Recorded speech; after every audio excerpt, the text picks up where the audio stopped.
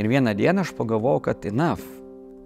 Jie yra nuostabūs sutvėrimai, tie mažiukai turi didžiulį potencialą, jie fantastiški žmogeliukai. Ir kodėl viso laiko stovyklos metu neskyrus būtent jiem? Aš pasakiau Marianai, darom stovyklą vaikam. Stovykla pirmiausia padaro vaiką stipresniu, pakelia jo galimybės, tai yra ribas.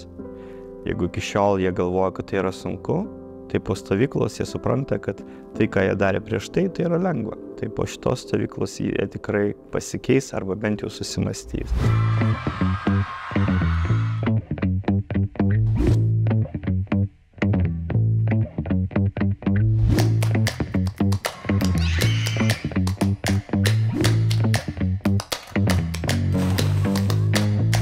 Manau, kad šita stovykla labai padeda tobulėti ir tikrai ne vieną kartą dar atvažiuočiau.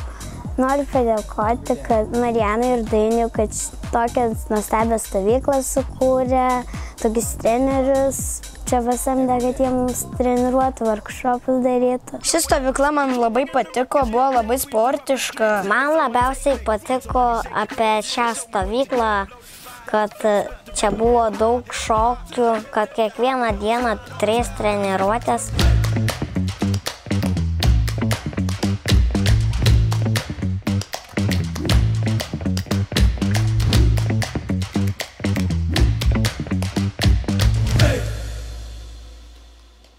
Ir aš labai džiaugiuosi, kad mes tai padarėm.